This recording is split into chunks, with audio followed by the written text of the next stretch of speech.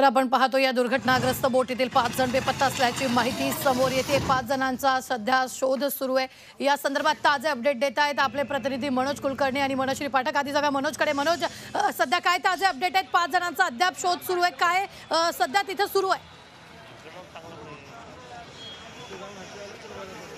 अगदी बरोबर आहे। यामध्ये एकूण 80 प्रवासी होते, त्यातल्या 3 जणांचा मृत्यू झाल्याचं समोर येत आहे, तर 5 जण बेपत्ता असल्याचं समोर येत आहे। आणि त्या अनुषंगाने आता जे नेव्हीचं ऑपरेशन होतं ते सुद्धा थांबलेलं आहे, कारण रात्र झालेली आहे।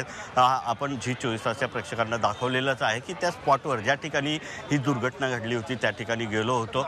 जेव्हा ही दुर्घटना घडली त्यानंतर आसपास ज्या बोटी होत्या त्याचबरोबर मच्छीमारांच्या बोटी होत्या त्यासुद्धा मदत कार्यासाठी धावल्या होत्या। तर नेव्हीचे जे कोस्टगार्डचे जे जवान होते ते सुद्धा त्या ठिकाणी पोहोचले होते आणि जवळपास 66 जणांना JNPT आहे तिथे नेण्यात आलेलं आहे। तर काही जणांना भाऊचा धक्का आणि त्यातले काही जण दुसरे आहेत ते जो गेटवे ऑफ इंडिया आहे त्या ठिकाणी आणण्यात आलं होतं, त्याच्यावर त्यांना हॉस्पिटलमध्ये नेण्यात आलेलं आहे। तिच्यातल्या 5 जणांची क्रिटिकल परिस्थिती असल्याचं समजतंय, गंभीर परिस्थिती असल्याचं समजतंय। एकंदरीतच ही दुर्घटना झाल्यानंतर प्रशासन जे आहे ते पूर्णपणे अलर्ट झालेलं होतं।